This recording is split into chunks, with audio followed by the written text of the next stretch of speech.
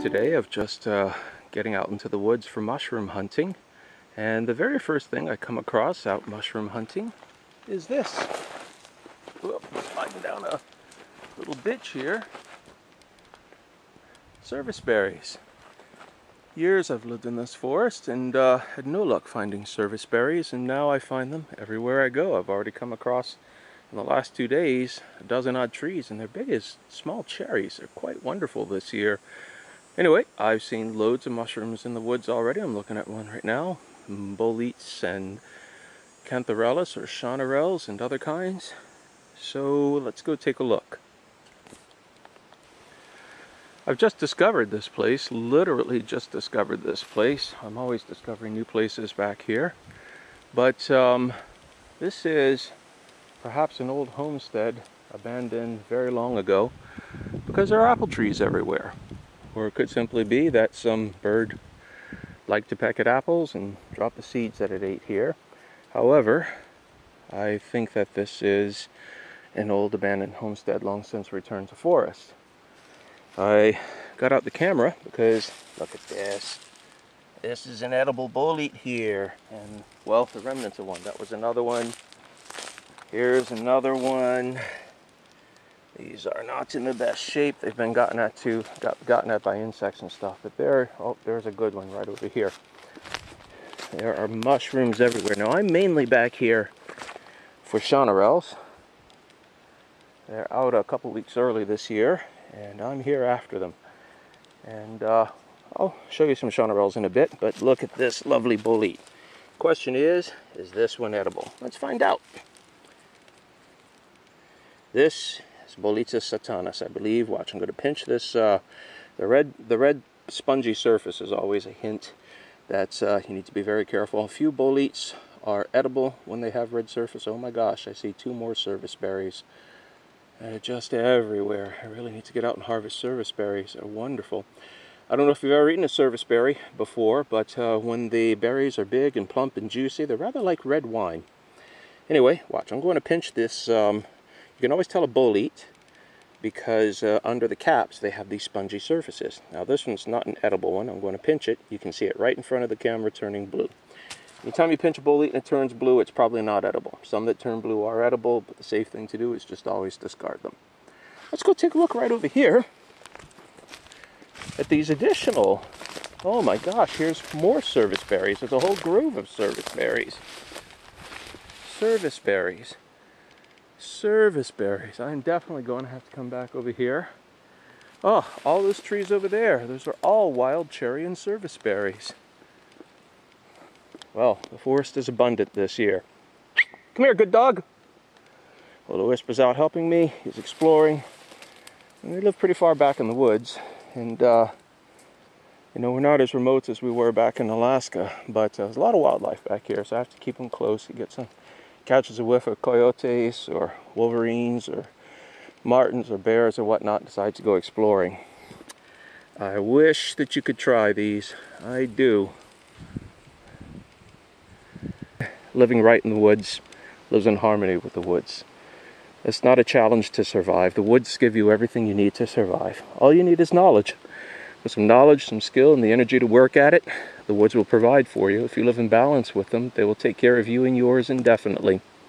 So, lovely. I'm going to move on and show you some more mushrooms. On our way to hunt for mushrooms, Chanterelles or Chanterelles, and their close cousin Chanterelles, which for all intents and purposes is just a small Chanterelle, come across these wild apples. Forest is full of these too, more wild apples. Everything you need to learn, everything you need to live is in the forest. All you have to do is live well with it. I feel a bit guilty because there's always work to do at a farm. It never slows down. I want to spend more time in the woods and less running the farm. I think I'm going to sell off some livestock. We'll keep 2 or 3 goats just to continue providing our own milk. And the goats are the main time consumers because, you know, they have to be milked twice a day and moved from pasture to pasture and tended in other ways. They eat up a good 3 or 4 hours, probably closer to 4 hours per day. And When a person's only awake 16 hours per day, that's a chunk of your time. That's a quarter of your time gone, and sometimes they can take more. Anyway, I feel a little guilty because I dropped my work chores today to go foraging, because when the Chanterelles or the mushrooms are coming up, they wait for no one. You get them or lose them, and this all happens pretty quick. And now that I've discovered groves of serviceberries that are plump and juicy and ripe, I need to get up in here and pick these. Daphne picked a good quart of serviceberries yesterday, and I need to get up in here and pick these. Once we get about a gallon worth, we will turn these into syrup or jelly. I don't know what I'll do with them from there. Maybe I'll make a batch of serviceberry wine. I haven't done that before, but given serviceberries naturally taste almost like red wine when they're at the peak of ripeness, I imagine that it would make a very good wine. I turned on the camera to show you this. It's going to be a buzz. I need to get a better quality camera for this kind of stuff. I'm going to just magnify in here. Do you see it straight ahead? Chanterelles, Chanterelles. Going to back the camera up to no magnification. I've been hunting mushrooms a long time. Daphne, my wife, says that I have mushroom dar, and you get a feel for where they're at after a while, and the kinds that you're going to find in an area. Look at this. Chanterelles, Chanterelles. And there's more and more and more through here, all through here. So I'm going to turn off the camera and be harvesting for a while.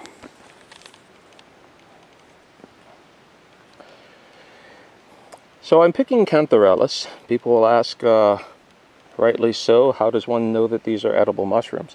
It's an especially pertinent question with Chanterelles or Chanterelle mushrooms, because there are a number of mushrooms that look a lot like these, and they can be some mildly to considerably toxic. The best known is the jack-o'-lantern. I have never seen jack-o'-lanterns before in Nova Scotia. They're called jack-o'-lanterns because in the right circumstances the gills can glow. They're not terribly bright, but you might see the gills glowing under the right circumstances in the dark. None of the lookalikes for the Chanterelles mushroom are deadly. You don't have to worry about them killing you. I guess if you had a truckload of them, things could be different, or if you had an allergy. However, there are some particular telltales. Chanterelles typically have this distinctive cone flavor, or shape. Sorry, the mushrooms, as they get older, the caps, the pilus, don't know if that's technically a true pilus, but they will rise up to assume a cone shape. And some of them are quite cone shaped, like this one here. This one's a bit older and it's taken on even more of a cone shape. It has a concave indent in there. The most distinctive thing about the Chanterelles mushrooms are the false gills. And unfortunately, I'm not quite sure if this camera, I need to get a better one for this kind of thing. I'm not quite sure if this camera will really pick up to those false gills. I'm going to try zooming in a little bit. So, see if, there we go, it's a little better. Kill that bug on my hand. The false gills of a Chanterelles mushroom look kind of like true gills. However, true gills, Chanterelles mushrooms have false gills and false gills only. True gills they're like flaps of mushroom, thin papery, thick flaps of mushroom flesh hang underneath the cap, whereas false gills are clearly part of the cap. They're not really just a bit of something hanging off the mushroom. They are actually clearly part of the cap. They also are decurrent. They run down the cap and sort of meld into the stipe or the stem of the mushroom, right about where the tip of my finger is showing in there. They just sort of blend into it. The easiest way to tell false gills from real gills, false gills you can tear out. Real gills you can't really tear out. They are physically part of the cap. If you take a knife, you can feel, with false gills, if you take a knife, like this here, get the camera string out of the way there. So, you take a knife, and you can actually drag it along those false gills and feel that they are part of the mushroom. Whereas a knife can be used to easily cut away the gills of a gilled mushroom when they're true gills. In fact, you can even just tear them away easily. I'm going to move on and keep on collecting. And Just at the first pile, but I see lots more piles, and I expect to get a couple of sacks of more Chanterelles today. It's been a great year. We've already harvested quite a few sacks of Chanterelles. It's been a bonanza year, actually. And I'm going to keep on moving this along. When harvesting Chanterelles, you'll see that they usually will come out of the ground with a bit of the dirt, like you can see in this image here. Always just take a knife and cut off that little bit there.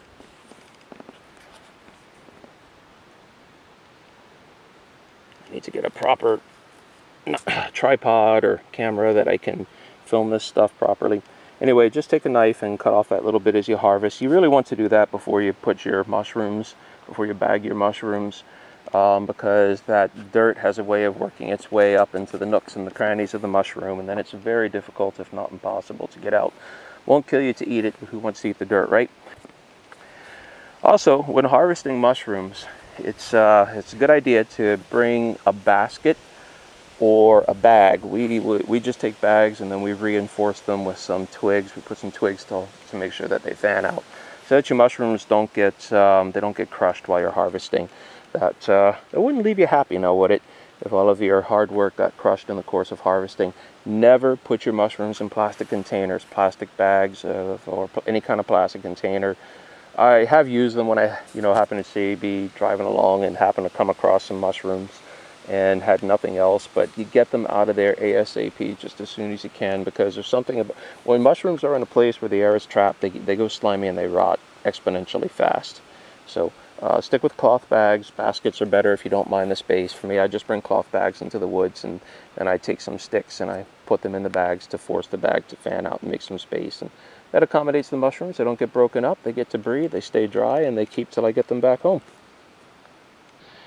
One of the bolete family here, I'm going to cut off the dirty tip at the bottom.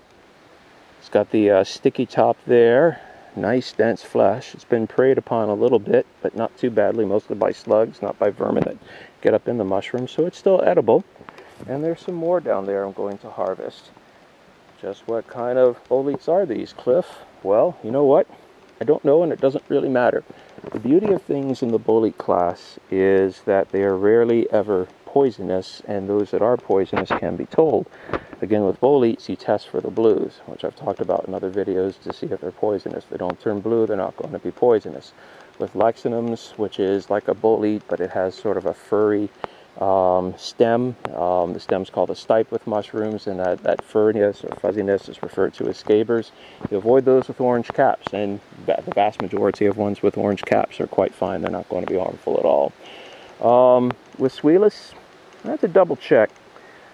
I don't know offhand of any poisonous Suillus plain. I know there's none around here, so I don't worry about them, and I have checked and checked and checked to see if there's any particular test I should be using with them. So these types of mushrooms, and many of the others I hunt, the sulfur shells, chicken of the woods, dried saddles and such, you don't have to know the specific species. Species is something of a plastic concept in mushroom hunting anyway, because mycologists, mushroom experts, are constantly debating and dickering about what exactly classifies one species from another. Is it a micron of difference in the spore size, or a slight difference in shape, that sort of thing. In general, with most of the mushrooms I hunt anyway, if you know the genus, you're good. So I'm going to keep harvesting and move along. Oh, by the way, I'm standing beside yet another wild apple tree. They are just everywhere in these woods. I suspect a man could feed his entire family from 40 or 50 acres of these woods without ever having to grow a garden. All right, moving on. Here's one of those boletes. Been preyed upon a bit too heavily. As a part of the cap or pilus has been peeled away. There's a small slug and a larger slug on it. There's probably some vermin up here in the stipe. If you come across a mushroom and you can't use it, forage responsibly. Just do this. Place the mushroom bottom side of the cap down. The mushroom, even harvested, is still going to produce spores. If you can't use it, just put it back down on the ground so that the spores can fall out, so the mushroom can reproduce itself. And always leave a little bit. always make sure to leave something. Here's a nice fresh one of those boletes, but always make sure to leave a little bit behind. There's a baby one here I'm going to leave in the soil to grow. This one here is a piece of one there. Well, it's more of a slug finishing it off. Always leave some behind so that there can be some for next year. And never revisit the same foraging area twice over. Once you've harvested the area, let it rest so that things can regrow. Took 5 paces, and here's another Chanterelle patch. I've seen way bigger. I've seen patches that cover the swath ground 100 feet across. But still, they're here. We're just going to keep on looking. We are in the mushroom prime of the world. Anyway, these are just some very lovely. There's sphagnum moss. I've noticed that Nova Scotia mushrooms, well, Nova Scotia Chanterelles are mycorrhizal with trees, like all Chanterelles. But here, just as in the far north of Europe, up in the Scandinavian countries, they like to grow out of sphagnum moss. Anyway, one of the things that I really enjoy about Chanterelles, I wish you could smell them. They have a beautiful apricot fragrance, and you do have to. I have heard, like further south, in the States, say when they harvest them, that it's quite strong, and each individual mushroom can give off that kind of odor. I can't say I haven't harvested them down there, but I can tell you these here, the fragrance is subtle, but when you have a bag full of them, it's just lovely. Or when you've been harvesting them all day, you can place your hands up to your nose and smell it. Now, you don't get that off of all the Chanterelles, and you don't get it off the Chanterelles at all, to my knowledge, but you still well, no, I can't say that. Come to think of it, just a couple days ago I found some Chanterelles, and there's a small, like dwarf Chanterelles is a way of thinking of them. And you harvest enough of them, you get that scent too. But you'd have to, it's fruity to say the least, and I would describe it as fruity. Many other mushroomers will describe it as apricotish. So here's another little patch of Chanterelles. They really are all over.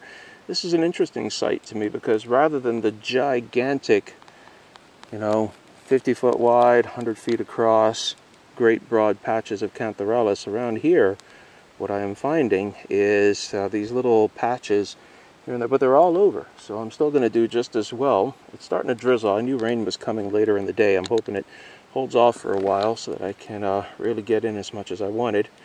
Oh, and look at that. You can't see it, I'm sure. There's not enough detail, but there's black cherry over there. I'm going to try to zoom in on it.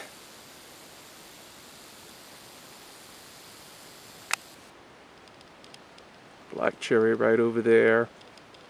And right over there, look at that patch of green. I just stumbled across this. This is a little beaked hazelnut grove. Or thicket, I should say, because it's not really tall enough to think as a tree to make a grove, I guess.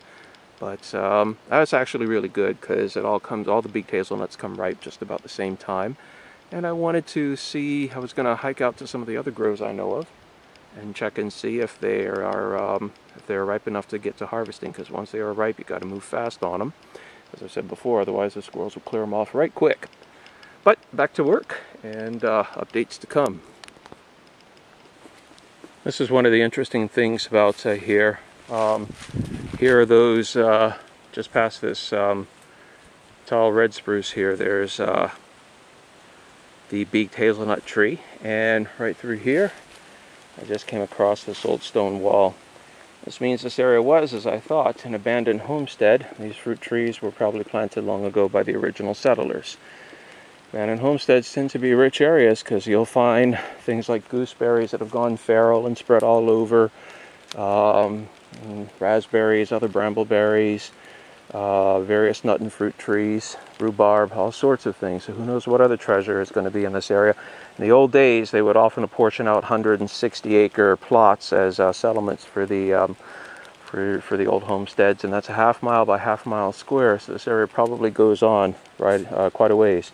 It's starting to rain now. It's not going to stop me, but I'm going to have to be more careful with the camera. It's not waterproof. Indian pipe,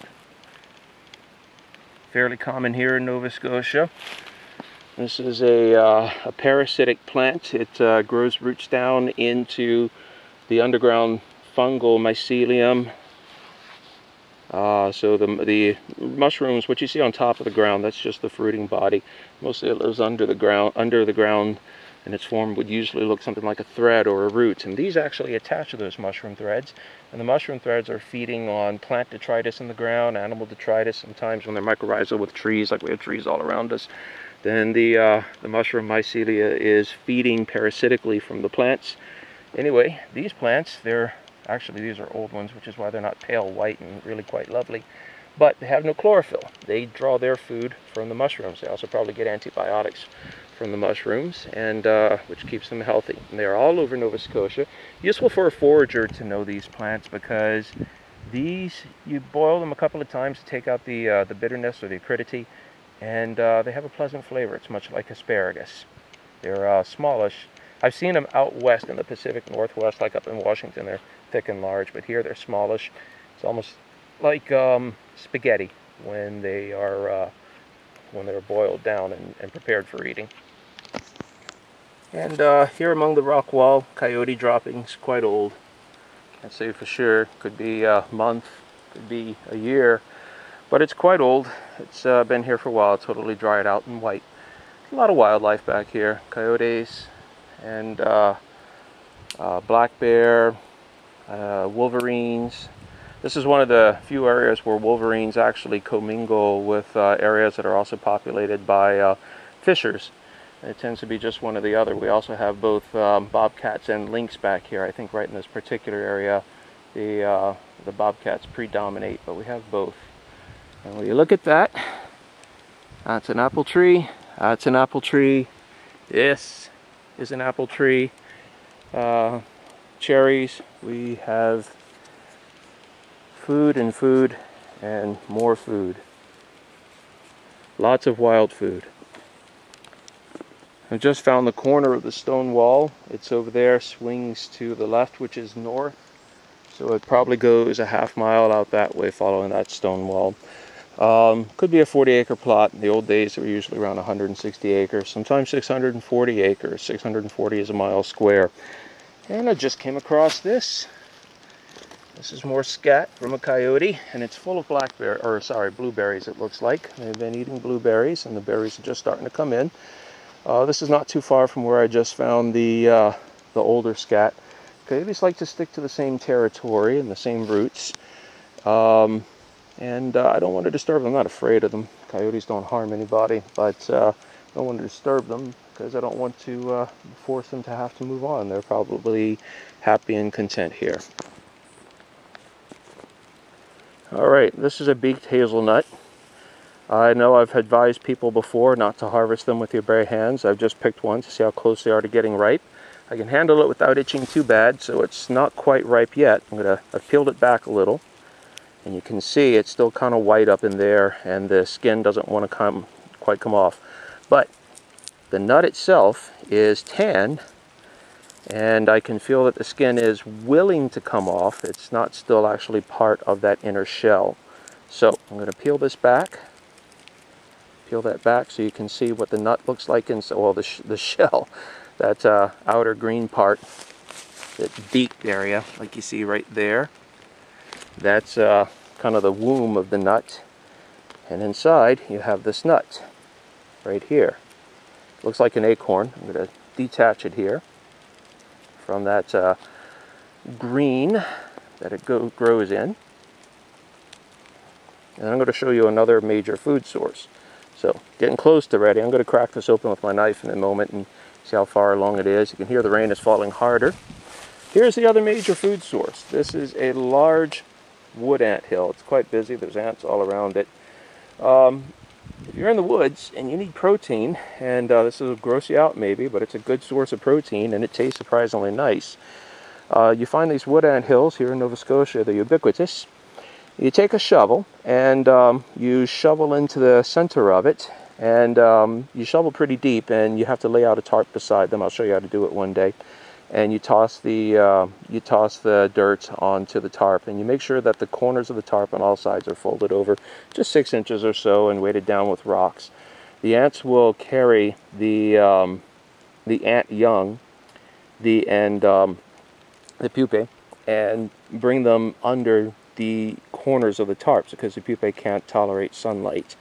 They will bring them under there, so they'll sort them out for you from the dirt and from the other ants, and then after half an hour, you can go around the outer edge, scoop up all those pupae, and then just fry them. Put them in a skillet and fry them. Taste somewhat like shrimp. Seems my chagadar was beeping. It was heading south up this slope, and glanced up this way and noticed birches. It looked like the right kind of ground to find chaga, and sure enough, what do we have? I put my hand in here for scale. This one's only about the size of my fist. Normally I wouldn't bother to harvest it, but it's split in half. Chaga keeps really well so long as it doesn't get exposed to the elements. Once it's exposed to the elements, it doesn't keep so well, so I guess I'll harvest this one. I have no real need of it. Actually, I might not, because I only have the one bag with me, and I don't want to get the chaga all over the chanterelles I've harvested. So if I pass by this way on the way out, maybe I'll take it, but I must have 100 pounds of chaga at the house. We don't need any more chaga. More useful to us at the moment, there are more beaked hazelnuts. And we harvest quite a bit of beaked hazelnuts. And that big black bear looking thing over there is my good dog Will-O-Wisp, my Australian Shepherd, out to help as always. There are, in the forest here, all these bowls growing on the trees. Some of them are quite large. Some of them are as big as my torso. And my wife is interested in carving. I don't have time for it, but she likes to carve, so maybe I'll have to come back here and collect one of those for her. Make a gigantic bowl out of. Here's another growth of chaga. This one is considerably larger. Put my hand in there again for scale. You know how to find the stuff, even though it's rare. It's not hard to find. I'll take this opportunity to do a personal dig at the Nova Scotia Minister of Environment, what's his face, whatever the name happens to be these days, as well as the morons that operate Nova Scotia Forestry. They keep going in these woods and cutting the trees down.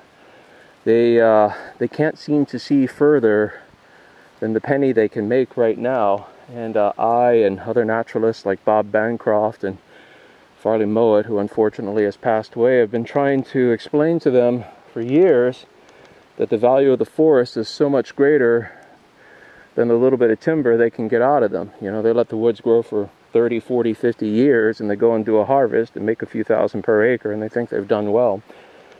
Every single year, they could be drawing harvests of delectable and very expensive table mushrooms. If they would let the old growth forests happen, the maple woods and such would fill up with extremely valuable mushrooms like truffles, which are worth hundreds of dollars per pound, or ceps, which go for 30, 40, 50, 60 and more a pound. These chanterelles, I'm not sure what the market value of chanterelles is these days, but all these mushrooms are very valuable, and they provide annual harvests, and the total in an undisturbed forest would amount to thousands and thousands of dollars per acre per year, as opposed to what one can harvest in 20 to 50 years. I'm trying to get the people in Nova Scotia Forestry to look past their noses and see truly down the line and think in the long term, though. It's a very, very difficult proposition. It's really hard for me to wrap my mind around it. There's Will-O-Wisp. He's found a little vole or veil over there, and a little hollow, probably maybe a little pond in the center of it. The rain's picking up, but I'm not really feeling it because I'm well under the canopy of the trees. I am going to start heading back soon because eventually the rain's going to drip through the canopy and the forest is going to get very wet. Anyway, this is not the right ground to find chanterelles on. Chanterelles in Nova Scotia tend to prefer a mix of hard and soft woods where sphagnum moss grows, and I'm getting up into high ground, not too much in the way of sphagnum moss. It's grassier and more hardwood trees coming to predominate. Look at this ancient coppiced birch here. An enormous old grandmother tree. Just beautiful, beautiful. And surrounded by more beaked hazelnuts. Also a very valuable cash crop, if persons would think. And right over there is another birch.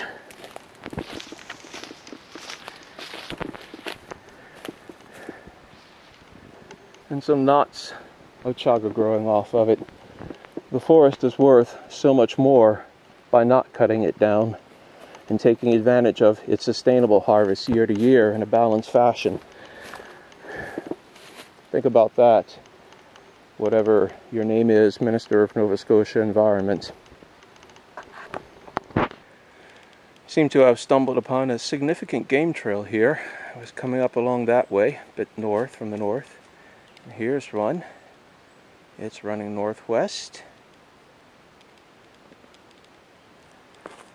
to southeast under that thicket. Most likely deer, probably used by some other things as well. I have not yet seen any other spoor, any particular hoof or other tracks. There's disturbed ground here, but not disturbed enough. I can really, that's definitely deer right there, a young small deer. And a larger deer, but not that large, probably a doe. Well, we have a deer trail here, but those aren't that rare around here. It's just nice to see them. It's no wonder they're coming up here. This is a thicket of wild apples.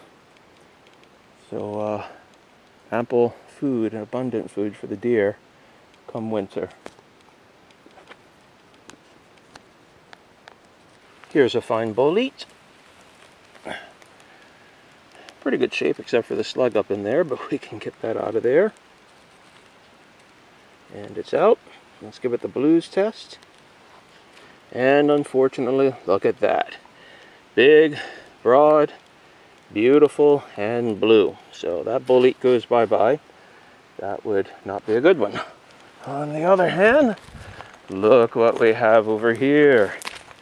Yet more lovely Chanterelles, aka Chanterelles. I'm going to keep using their Latin names because it's important to know, because it's all too easy to confuse names when one uses the common names. Chanterelles everywhere. And I'm going to harvest now. Listen.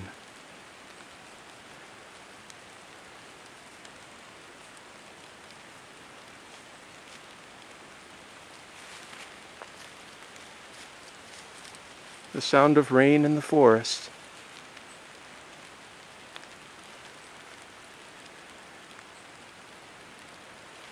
The noise that makes a beautiful silence. What could be more beautiful?